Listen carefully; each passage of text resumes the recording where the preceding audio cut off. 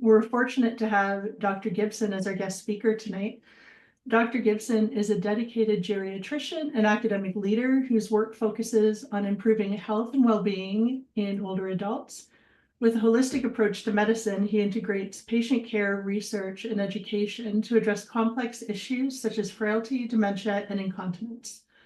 His leadership in research, teaching, and professional collaborations reflect his commitment to fostering inclusive, compassionate care for aging populations. Before we have Dr. Gibson on, I just want to take this time to do a land acknowledgement before we get started. I would like to acknowledge the Indigenous peoples of the lands we are on today.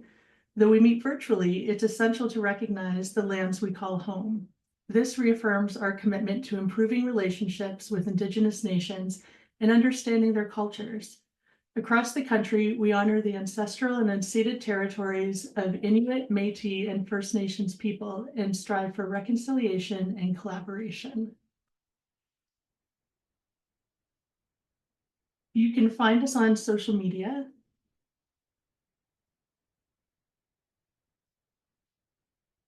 Please feel free to check out content there. We're always sharing new content. And please continue to check our new website, Help for Dementia, for educational resources and our upcoming webinars.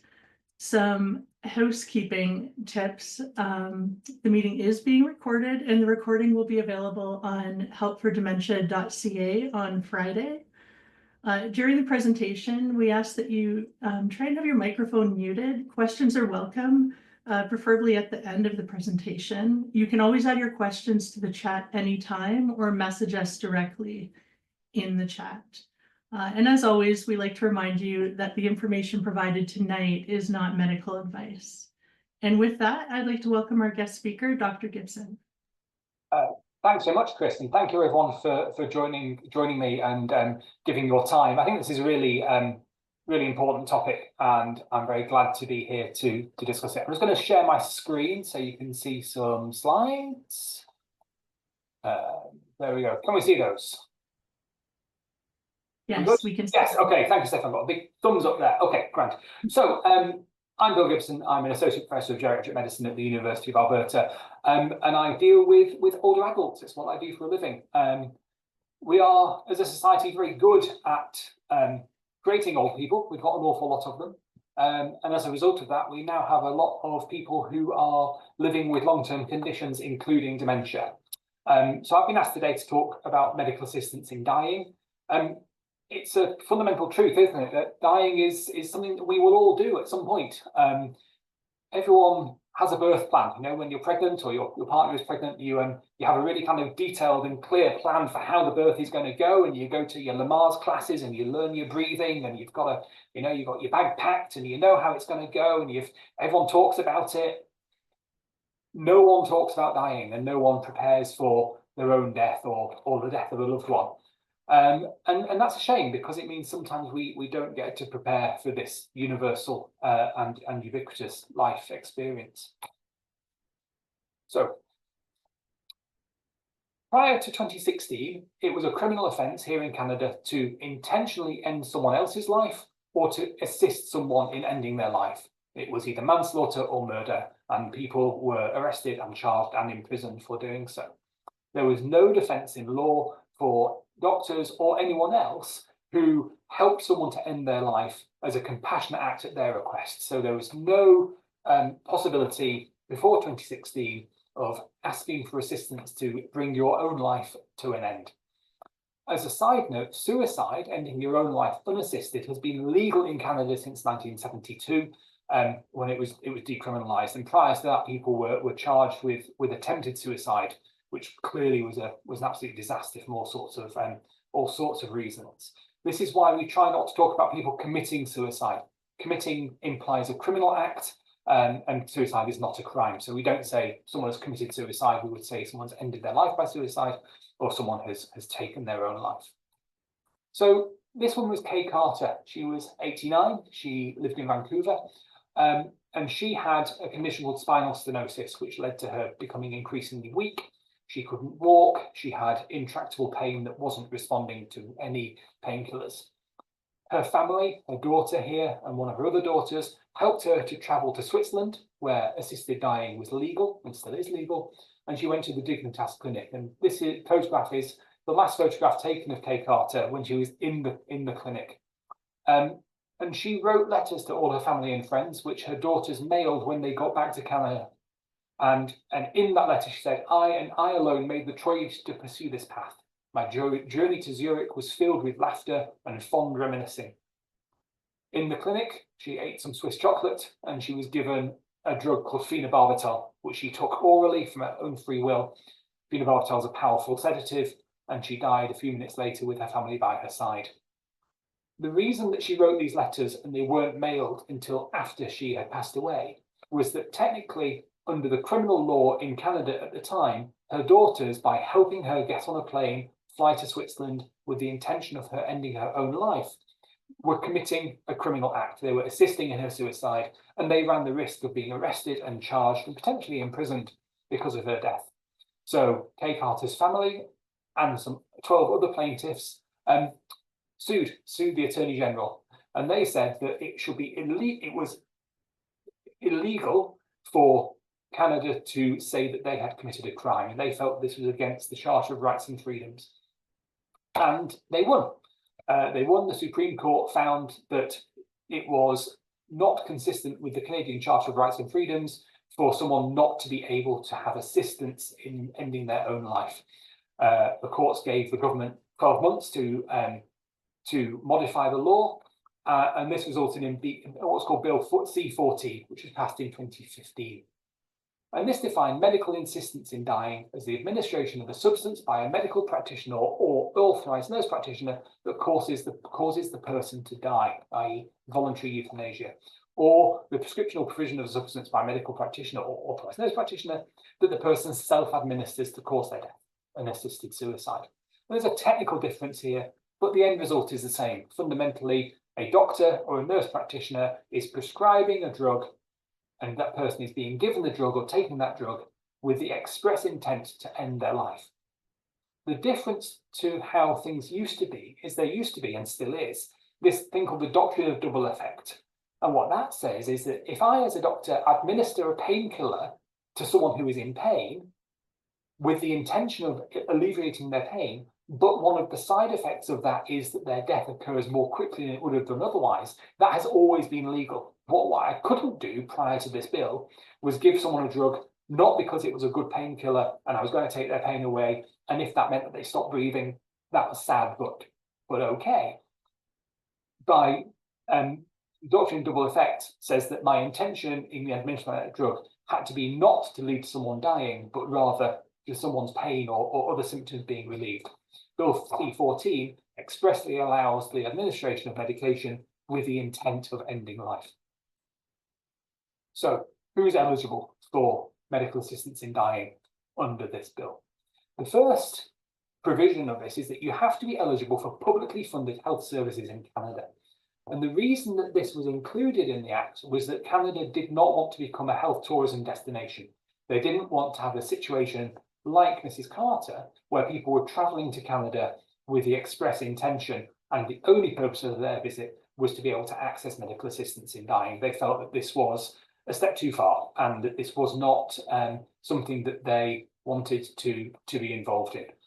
So as a result, one of the provisions in Bill C-14 is that you have to be legally resident in Canada and here able to access publicly funded health services, which means really you've got to be a legal resident for more than 3 months. You have to be at least 18 years of age. You have to be a legal adult in Canada to access MAiD. Clearly, children are very outside of my area of professional expertise, and I don't deal with kids. There are questions around whether or not mature minors with terminal illness should be allowed to access MAiD, and one of the things which society is discussing at the moment and may well come through the courts and potentially through Parliament is whether or not children with life-limiting conditions should be able to access MAiD as adults are. You have to be able to be capable of making decisions in respect to your health. You have to have what's called capacity. So capacity is a whole other conversation and a whole other presentation, which I've given to the Alzheimer's Society. I'm more than happy to give again, of course. But basically, in order to have capacity to make a decision about health, you have to understand what that decision is. You have to be able to retain and understand information given about that decision. You have to be able to use that information and weigh it up in order to make a decision, and you have to be able to communicate that decision. In order to access MAiD in Canada, you have to be able to decide for yourself without any kind of any pressure or any coercion that this is a choice that you are making for your own health. You have to have a grievous and irredeemable medical condition, which may include an illness, a disease, or a disability. So you have to have some sort of condition which is causing you suffering. You have to make a voluntary request for MAiD that is not the result of external pressure. You have to be able to ask yourself for MAiD to be administered and to be assessed for MAiD. And finally, you have to provide informed consent to receive MAiD after being informed of other means available to relieve suffering, including palliative care. So someone can't say, I have a diagnosis of cancer, I want to access MAiD, and that's all there is to it. They have to be able to understand and have explained to them, okay, well, here are your treatment options. Here are the drugs that we can use to relieve pain. Here are the drugs that we can use to relieve anxiety and distress. Here are the drugs that we can use to relieve breathlessness or fever or whatever it may be. And you have to be able to understand that information. And then, despite all this, and in the full knowledge of your choices, go ahead and make a decision that you wish to access MAiD. So what does grievous and irredeemable mean? It means a condition, a medical condition, that meets these criteria. It has to be a serious illness, disease, or disability. You can't say, well, I've broken my toe, I want to access MAiD. It has to be in an advanced state of decline that cannot be reversed. So someone who has got the diagnosis today of a lung cancer that hasn't spread and isn't causing symptoms, they wouldn't be eligible to access MAiD at that point. It has to be suffering unbearably from the illness, disease, disability, or state of decline, and be at the point where the death has become reasonably foreseeable, which takes into account all normal medical circumstances, including treatment options. But there is no need to have a fatal or terminal condition to be eligible. So you don't need to be imminently dying, but you do need to have a condition which is causing suffering or significant symptoms. What does reasonably foreseeable mean? Reasonably foreseeable has not been defined in legislation. So there is nothing in the Act in C14 or the later Acts, which we'll talk about in a minute, which define what reasonably foreseeable means. So there is nothing in the Act that says you have to be going to die within the next 2 weeks or 6 weeks or 12 months or whatever it means. And it doesn't mean that eligibility is limited to fatal conditions or nearing the end of life. There is also no temporal proximity limit on eligibility. You can be assessed and approved for MAiD 10 years before your death is foreseeable. There are some conditions which, we can say, the average life expectancy with this condition is 10, 15 years. Someone who has significant symptoms, who has suffering, who has a diagnosis like that, can be assessed as eligible for MAiD, and that eligibility does not expire. As custom and practice, after about 12 months, most people would want to reassess and go back, but there's nothing in law. And there's no sort of requirement for me as a physician or anyone else to be able to predict the length of time that someone has remaining, which is notoriously difficult anyway. We are very, very bad at saying, this is how long you've got. We can say, on average, half of people with your condition will survive for this length of time. But you don't need to be able to say, this is someone in the last however many months or weeks of their life. So natural death has become reasonably foreseeable means that in the professional opinion of the nurse or nurse practitioner or doctor, and taking into account of all of the medical circumstances, so not just the condition for which MAiD is appropriate, but other conditions, their age, any functional impairment, any dementia, things like this. It means that their death is going to happen at some point in the not too distant future. It can also mean that the person has demonstrated a clear intent to take steps, whether that's stopping eating and drinking, arranging,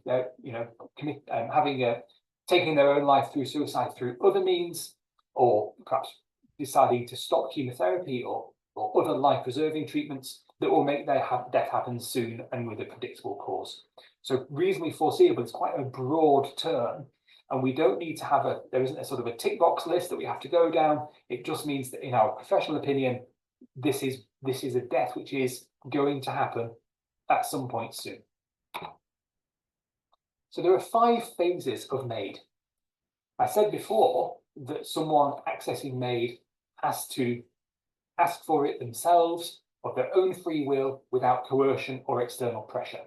And the other part of that is that at any point between considering MAiD and whether or not this is something someone wants to do and actually having MAiD administered, someone can say, actually, I don't want to do this. And there is no problem whatsoever, even up to the moment that the doctor or nurse practitioner can be there, ready to go.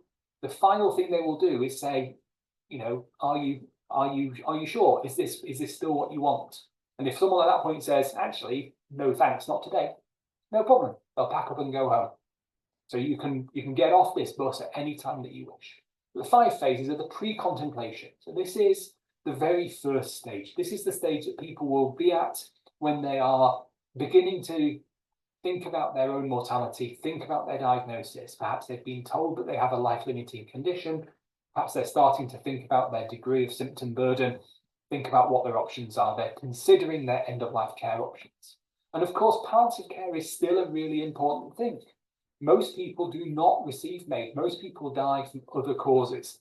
So people will be thinking about, well, perhaps I want to go to a hospice. Perhaps I want to receive these drugs. Perhaps I want to be admitted to hospital or go to long-term care, and I want to stay at home. Thinking about the options, thinking about the planning, thinking about how their end of life looks. After that, they have contemplation. This is where they're starting to get information. This is when they or their family will say, actually, I've heard of MAiD. This is something that I'm aware of as an option. Please, can you tell me about it? They may discuss this with their family. They may discuss it with their family doctor. They may discuss it with their specialist. They may discuss it with the Alzheimer's Society. They may discuss it with Dying with Dignity or other charities. They may discuss it with their imam or their priest or their childhood friend, whoever it may be. They're starting to gather information and starting to actually firm up some decisions and consider how do they want things to look.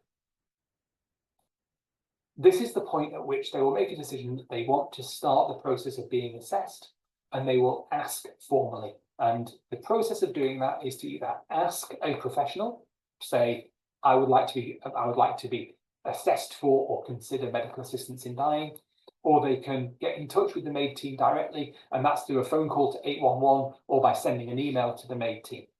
And in that phone call or that email, you just say, I would like to have a conversation about medical assistance in dying. The person taking that call will fill in what's called a record of request, and that's the formal legal document that says someone is considering eligibility. There's then the determination. This is the assessment of eligibility, and when a formal request is actually made and the forms are signed to say, this is what I wish. The assessment of eligibility happens by 2 independent practitioners.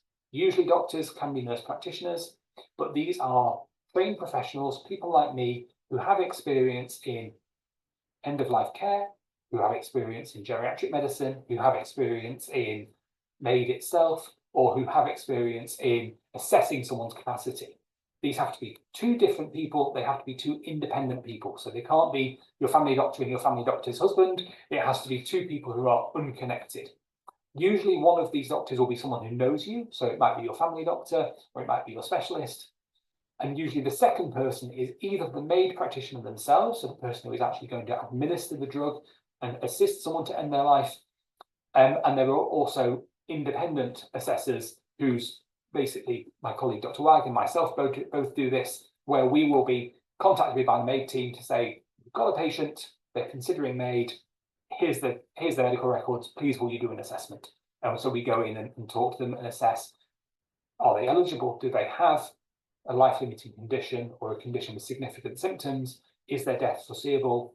Are they capable of making this decision? Do they understand what they're asking for? Is there any suggestion if someone is pressuring them? If you're there talking to an individual and their daughter is doing all the talking and saying, oh yes, mum wants MAiD, don't you, mum? That will raise some red flags, and that will make us think, actually, maybe this person is not eligible for MAiD. Maybe there is external pressure here. There's then action. This is the confirming the request and the actual administration of the drugs and the patient's death. And then, of course, very importantly, there's the care after death. So it's the care partners and the family, grief support, assistance with managing the post-death phase. So things evolved. In 2020, there was another court case, Touche versus Quebec. Mr. Touche was a gentleman who had spina bifida. He had severe disabilities, he had a lot of pain and symptoms, and he said, I'm not actively dying, but I do have a condition which is significantly impairing my ability to do what I want to do. I can't live the life I want to live, and nothing that anyone has done has been able to alleviate my symptoms. Why can't I access MAiD as well? He was successful, and that led to the Ministry of Justice and the Attorney General introducing Bill C7, an act to amend the Criminal Code, Medical Assistance in Dying, and that proposed changes to the law on medical assistance in dying. So things changed relatively quickly. We went from 2016, where the first bill came in, under the 2016 Act, you had to have a life-limiting condition where your death was reasonably foreseeable. You had to be able to say, yeah, you are going to die fairly soon, and MAiD will allow that to happen at a time and place of your choosing. And since 2021, the new legislation has introduced some changes. So the new law removed the requirement for the death to be reasonably foreseeable in order to access MAiD, and introduced a two-track approach on procedural safeguards based on whether or not there was a naturally foreseeable reasonable death.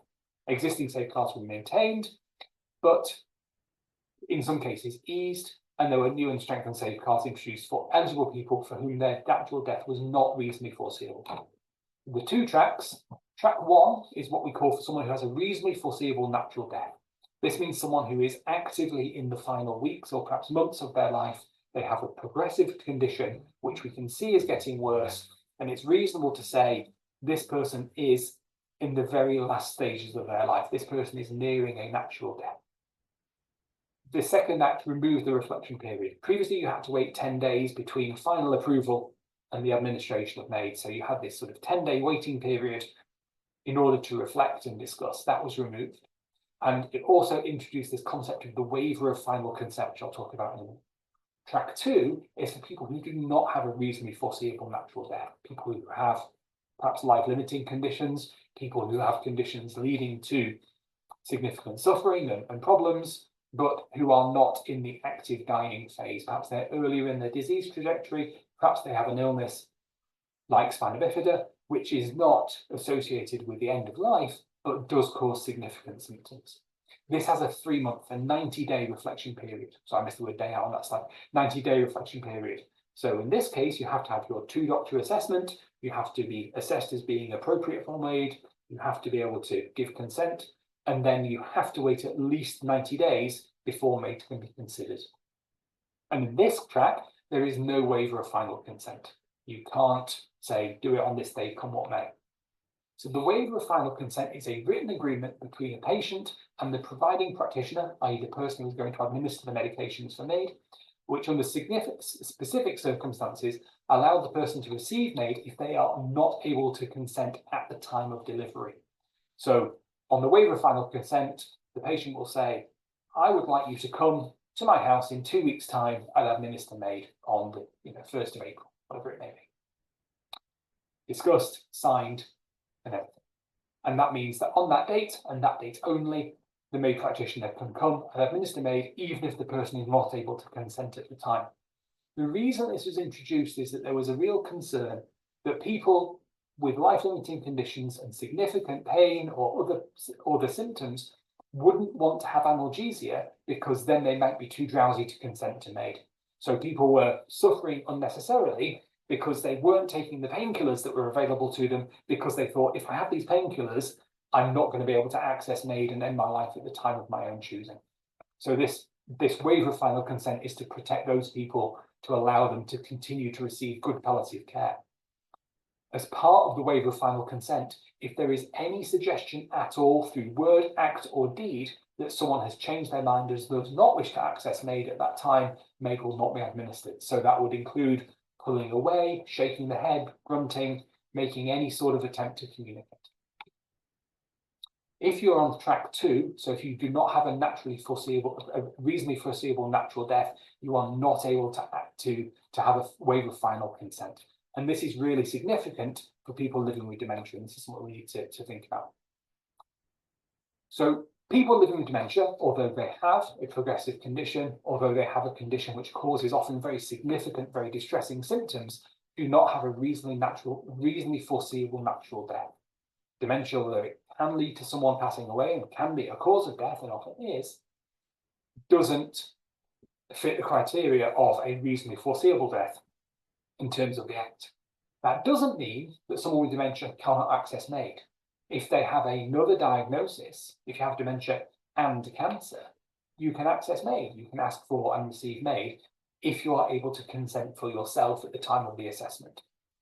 Dementia is also a reasonable reason to access MAiD. Someone may say, this is not a journey I wish to go on. I foresee a lot of suffering in my future. I would like to access MAiD at this time. But again, you have to be able to consent for yourself, which means you have to have relatively mild disease or fairly early disease in terms of your dementia. You cannot specify that you want MAiD at a time in the future.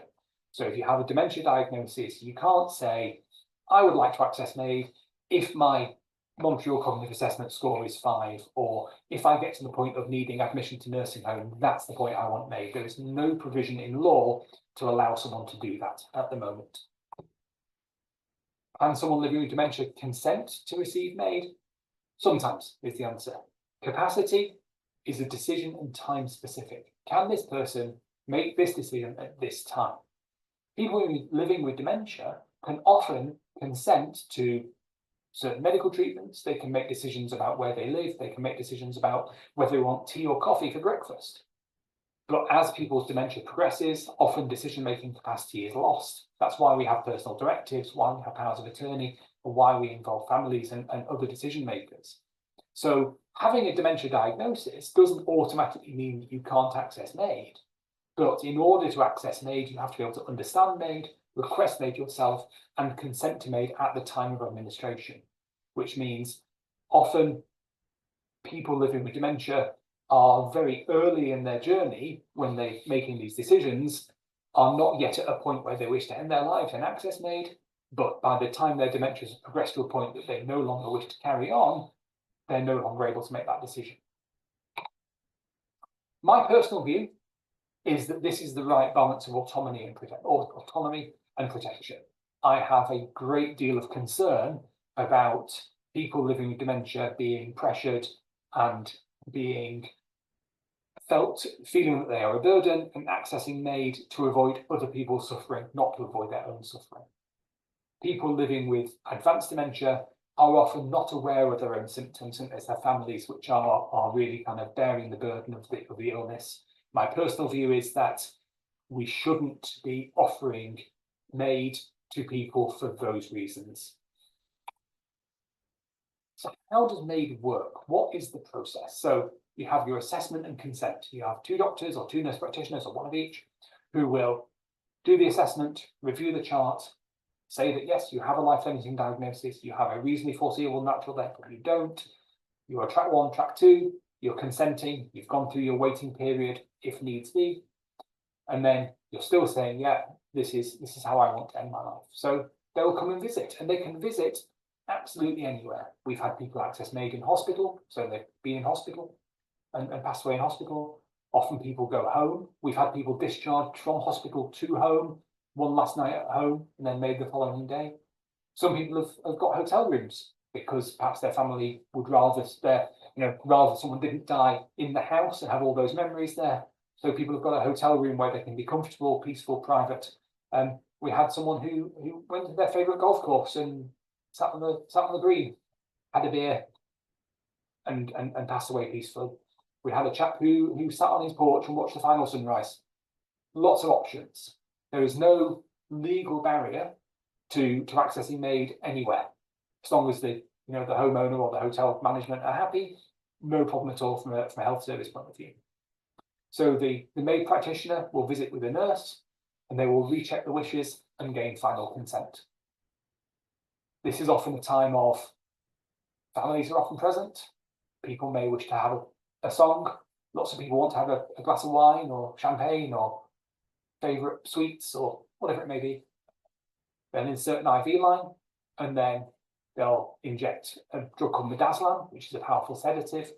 propofol, which is an anaesthetic agent, and a drug called suxamethonium, which paralyzes muscles and stops people breathing. After the midazolam is given, people often lose consciousness very quickly, and then usually within 2 or 3 minutes, breathing stops, your heart stops, and you slip away very, very peacefully. So what are the ethics and the morals and the challenges? And this is the point where we start to get into the weeds a little bit. So autonomy is a fundamental fact of medicine and of our lives. We all have the right to make our decisions about how we live our own lives. And fundamentally, a person should be able to make those choices about their life. You should be able to choose where you live, who you spend time with, what you eat, what you do for a living, how you spend your free time. And that extends to how you die. Someone should, in my view, and in the view of the law, be able to make the decision about how they die, and should be able to access assistance in order to get a peaceful and dignified death.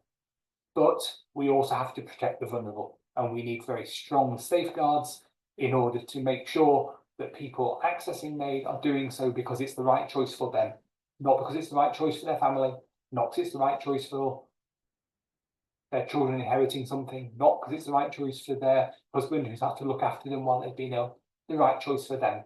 They have to be able to say, I no longer wish to live with these symptoms. I cannot relieve them any other way, and this is how I want my symptoms to go. A large challenge that we have in Alberta is that there are some healthcare institutions who will not allow MAiD to take place on their premises. And if your local hospital is run by Covenant Health, you cannot access MAiD in hospital, which in Edmonton is less of an issue because we have Royal Alex and the University Hospital where I work. But if you live in Vegreville, for example, your only local hospital is St. Joseph's, a Covenant hospital. You cannot access MAiD there. Whether or not a specific religious organisation should be involved in the delivery of public services is a whole other conversation. I have strong views.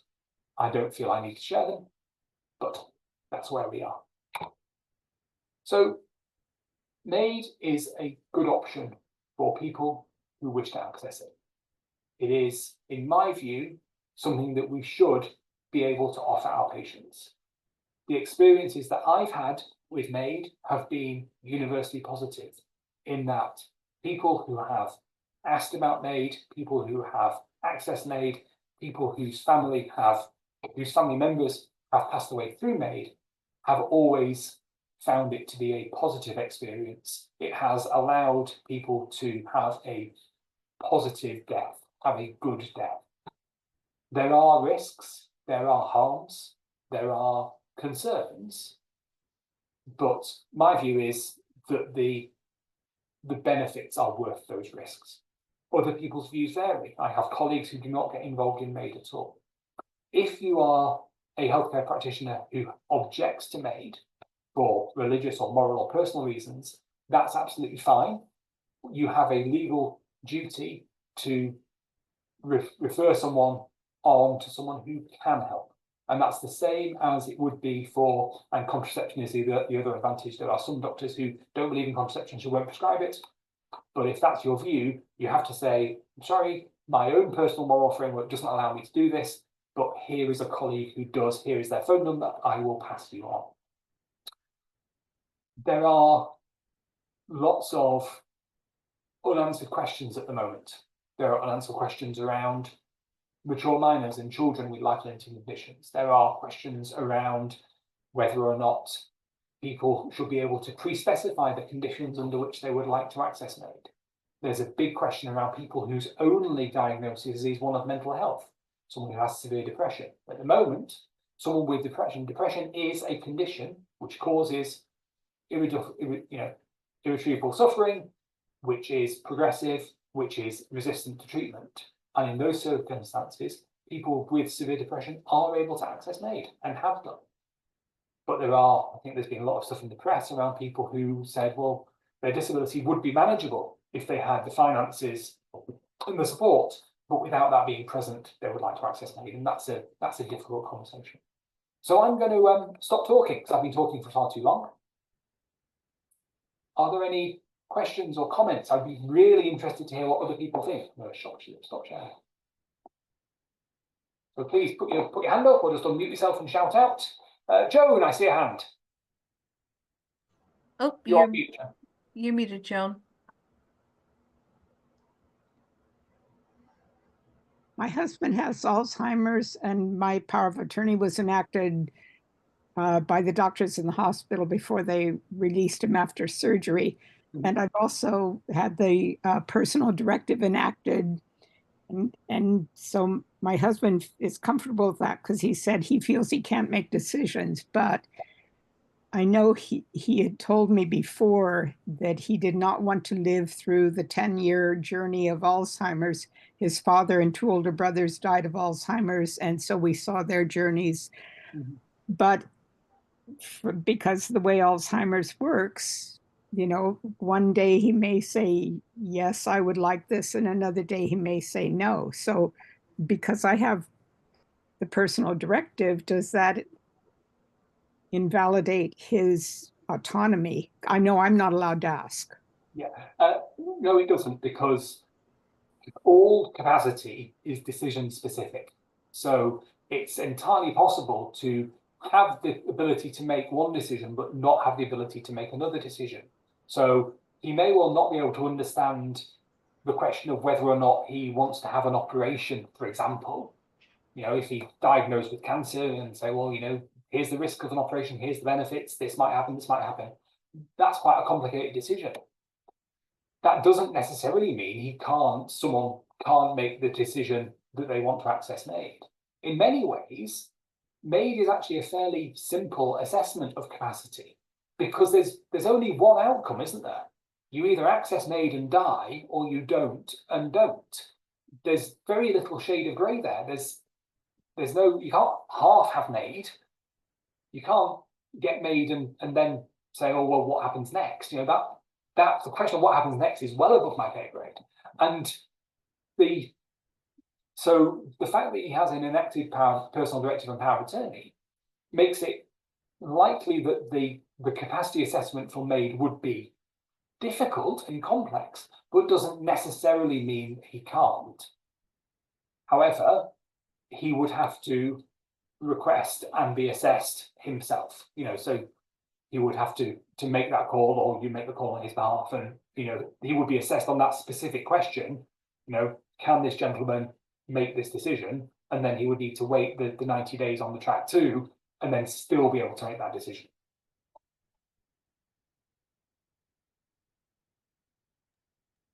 Thank you. Joanne has a question. Yes, I live in a rural setting. We did have at one time a doctor here who would do MAiD. As far as I know, there's not anybody that I'm aware of. Is this calling 811 if you request MAiD to find out there's somebody rural, or is it always going to a main like Edmonton, Calgary? It is a fundamental problem that rural communities have fewer services. There's just fewer people, there's fewer doctors, there's fewer nurses, there's less of everything, isn't there? There is the provincial MAiD team, well, the Edmonton-based MAiD team cover most of the north of the province, and they are very well aware of who is available where and can do what. So they would, you know, 811 will be able to connect you to the MAiD team, what are called the navigators, who are nurses who deal with all the paperwork and the legal aspects and sort of guide people through and support families afterwards. They will know exactly what the process would be for someone who lives in a remote or rural community who wishes to access MAiD. And the choices would really be to, if there is someone nearby enough who can go out to the home or a suitable place nearby for MAiD, or to arrange for someone to come into the city to have MAiD in a suitable facility here, and that could be a long-term care facility, a hotel, or a hospital. And the MAiD coordinators are good at that. It's a real problem that, you know, we lack a lot of services, and not just MAiD. This includes, you know, surgery and all sorts of things. I do a clinic out in Vegreville. Reason being, Vegreville's what 100 kilometers away from Edmonton or so. I don't want a load of frail older people driving halfway across the province to see me. I just go out once a month and do a clinic there, and it's great fun. I don't know if that I don't know if that's available for MAiD or not. It'd be interesting to find out. But yeah, the MAiD navigators know exactly who is available and where and when. Okay, well, that's great to know. Thank you.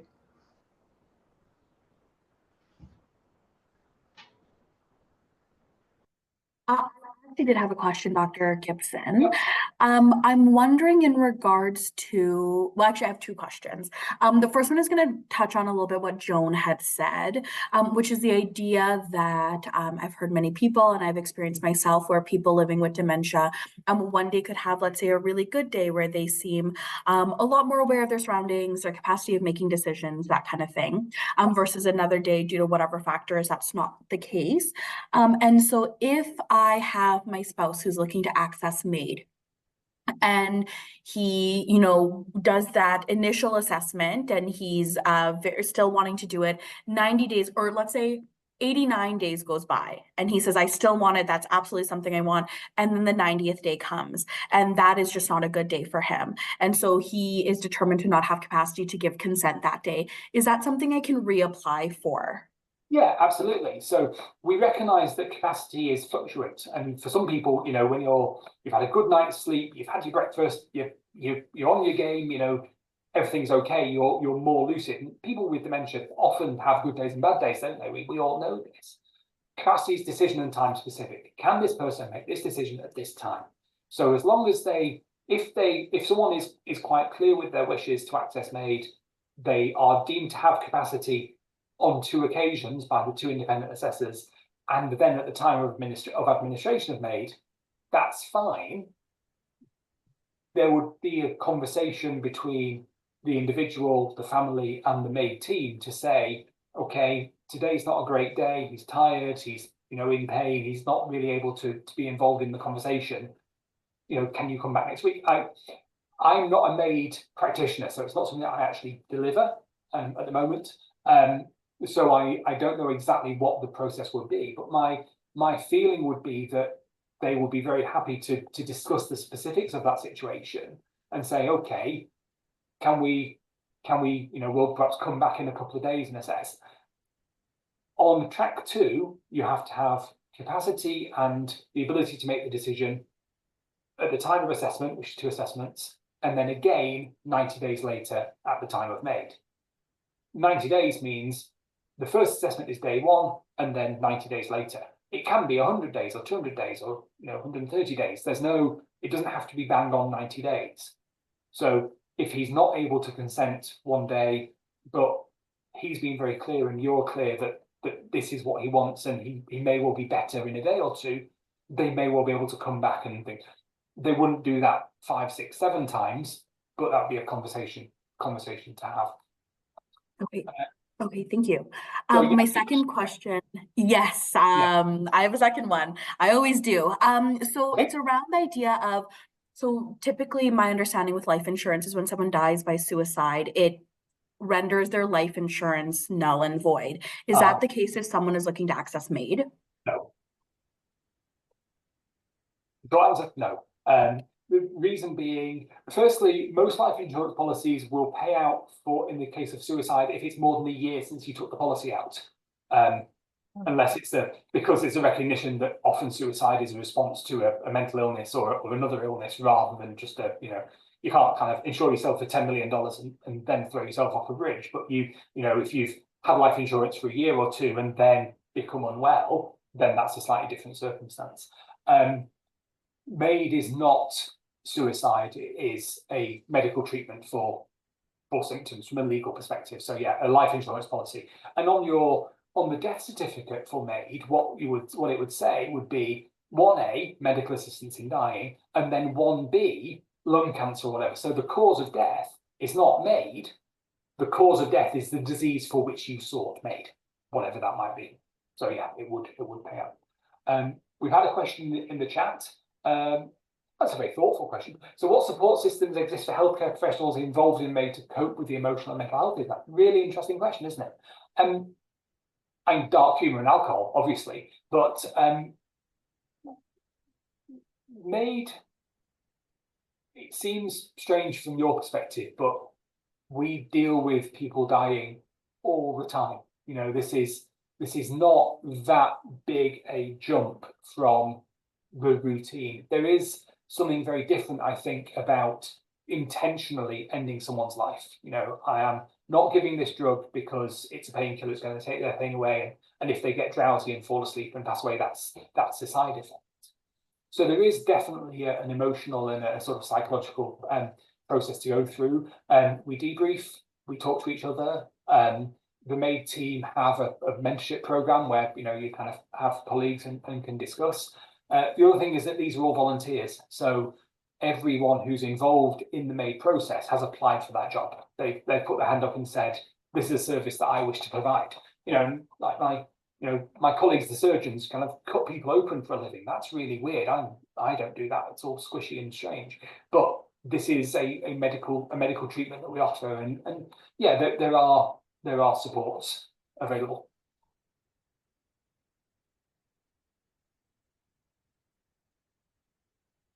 Any other questions from the crowd? Oh, Maureen, I see your hand is up. Oh, you're muted, Maureen. Good? Yeah. There we go. Yeah. Okay. My husband he's 84. He has Parkinson's. We're in about year 2. The muscle rigidity is starting to set in on his right side. Yeah. Now, there is a lot of push. I don't know how, from the case manager. I don't know. It's just like, whenever you want information or help, it's all the bureaucratic paperwork you have to go through. And what I was just wondering, even for referrals or specialists, you said it has to be by 2 different doctors. Is this a thing where you have to wait 3 to 6 months to get a second doctor's approval, or what? No.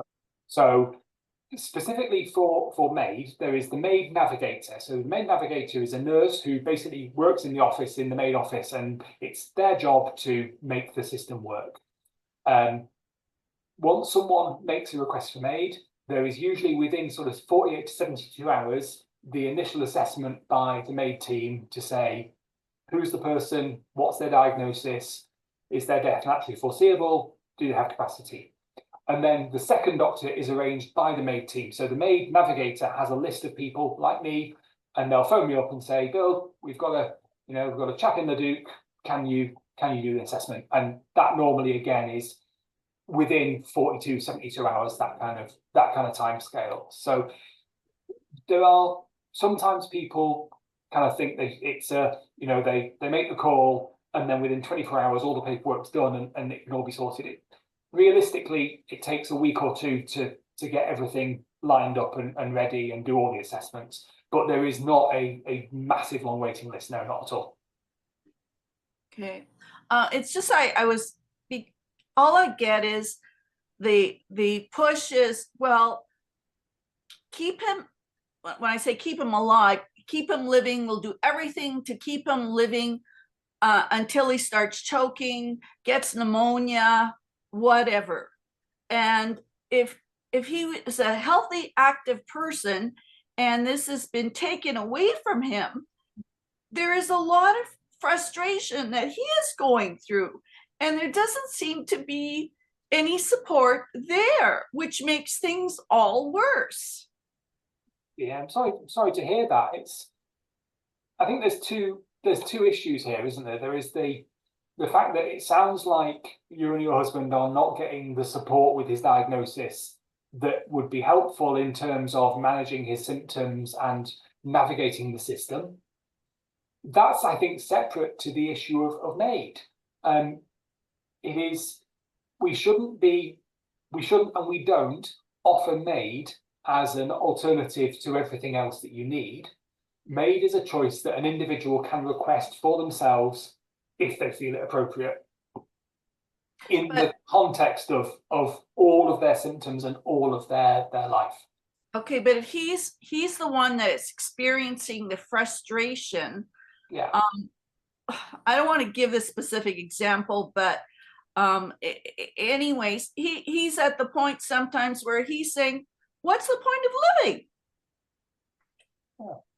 And Because of all his body's not working the way he wants it to. He does have the secondary issue of dementia that came up. So I don't know. Yeah. So the fact that someone has a dementia diagnosis does not automatically prevent them from being assessed for or accessing MAiD. And about 80% of people who access MAiD at the moment do so for malignancy, so cancer.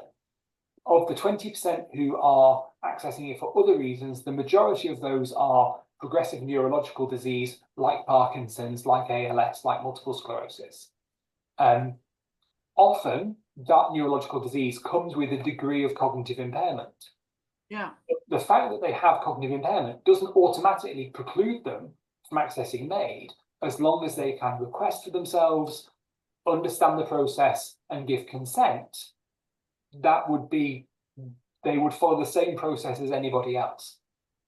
Okay, is that track 1 or track 2 though? Well, that would depend on the specifics, but Oh. progressive Parkinson's disease may well put someone in track 1, but it would depend on the, like we said at the beginning, this is not health advice I don't have a professional relationship with you. But Right. if you and your husband feel that this is a path that you wish to explore, you can ask, and the MAiD team will talk to you about the process and the assessment and the options. And if, having spoken to them, you say, actually, no, this isn't what I want to explore at the moment, they will shake your hand and leave. There is, this isn't making the phone call to say I'm considering MAiD doesn't mean that you will definitely pass away with the assistance of a physician at some point in the future. It means you're having a conversation about a healthcare option. Okay, I just want to point out, you had talked briefly about, I'm going to call it brushing off, approached one healthcare practitioner, didn't want to reply. A second one was not even aware of the MAiD program, which I was kind of astounded at this day and age. Are newly trained doctors made aware of this? They should be. And certainly it's a fact of life. About 5% of deaths in Canada are now occurring via MAiD. So this is not rare, and it should be something that family doctors are familiar with, and certainly professionals who are specialists in life-limiting conditions and neurological conditions, geriatrics, should be very familiar with. And all you have to know is MAiD is an option for people in Canada, and in Alberta, you can phone 811 and be connected to the people who can help. That's all you need to say. You're the first one who even made me aware that that's how you can find them, by calling 811. Yeah. So that's valuable.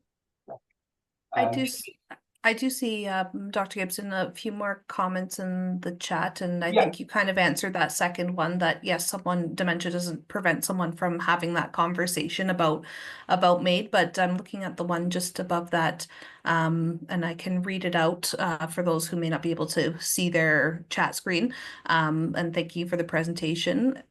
With patients with dementia, the issue of consent seems to be the biggest issue. What strategies I think that means, would you recommend to align a patient and MAiD?